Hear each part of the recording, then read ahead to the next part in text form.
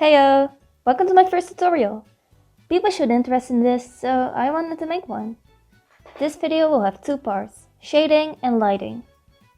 Of course, you're not obligated to follow this, but maybe you can learn something from it. I'm sorry if it ends up a bit messy, because I'm going in without a plan, but I still hope it will be at least somewhat clear. Let's go! For this tutorial, we will be using a little bezel drawing I did earlier. I will just take you guys through the process, okay? These are the layers we have so far. We've got the lines layer and we got the flat colors layer. As you can see, I already did a little bit of shading during the lining process. Just adding a little bit of volume really does wonders. Alright, so what we're gonna do now. Just make a new layer. Set it to multiply and clip it to the coloring layer. Now we don't have to worry about going out of bounds. Now we're just gonna apply the base of the shading. Just kind of follow the lines, I would say. And add shading to every place where you think there will be shading. Don't be afraid to shade a lot. Also, the colors don't have to be exactly right yet, because we'll be altering them later. For now, just make sure you get the base right. I would say stuff about light sources and stuff, but honestly I don't use them. I just kind of wing it and try to make it look good. Let's fast forward. Alright, so this is what we have now. The base is all good.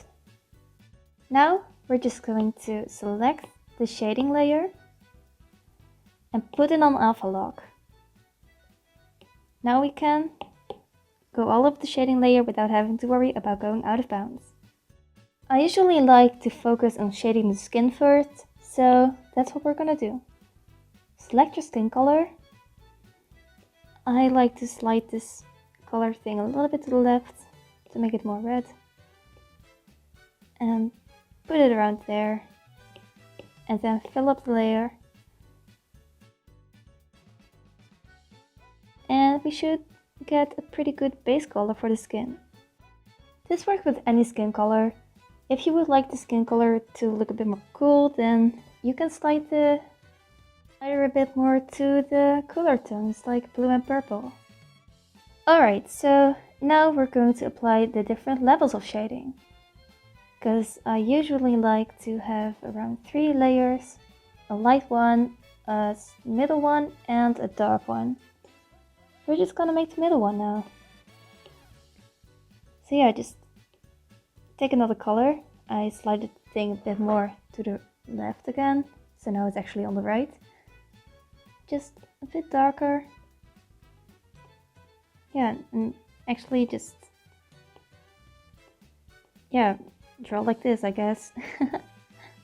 And just keep going like this. Just repeat your process. And fast forward again. Alright, we got the second layer done. Now we're gonna move on to the third layer, the darkest one. Just take your thing, slide it a bit more to the left, make it a bit darker, and apply your last layer of shading. Just repeat the same process you did with the last 2 layers. We're gonna fast forward again. And boom! Third layer is all done. What I'm gonna do now, and this is just kind of a stylistic choice, is grab your darkest color and just add a little bit of it on the most outer parts. Doesn't have to be everywhere, just at some points, you know. Alright, boom. Now we're gonna change the color of the shading. This is easy for Procreate users, but I'm not quite sure if this feature is built in different programs. There are multiple ways to do this, so no worries if you don't use Procreate. Alright, first I'm going to explain it for Procreate users. What you want to do is go back to your flat colors and select the colors that kind of fit together. So for me, that will be the hair, the overalls, and the shoes, and the eyes. Make sure you have one of the shading colors selected. I currently have the darkest one selected, and I'm just going to slide it to blue. Go back to your base shading and fill it in. Make sure the colors align. So if you chose to pick a different shade of the darkest color, make sure to fill or color drop on the darkest color as well. If you chose to pick a different shade of the lightest color, then make sure to color drop onto the lightest color as well. Now repeat this with every color you have, so I'm still gonna change it on the shirt. Hello, this is Mint from the future. I totally forgot to explain how to do it on other programs, so I will do that right now. Just unclip your layer, create a new one, set that layer to color, clip this to the base shading layer, and now you can color all over it and it will give you the same effect. Now you can merge the coloring layer with the base shading layer and you can re-clip everything. This should work on every program if I'm right. And there we go, that's the first bit of shading done. Next, we're just gonna mess around with the airbrush. Just create a new layer again, set it to multiply again, and clip it down so it is also clipped to the flat colored layer. But that should be automatic.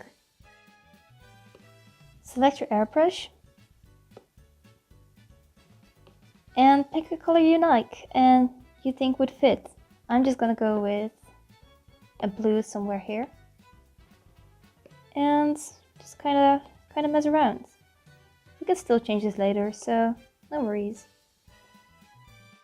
And when you did that, just go through the same process as the base shading.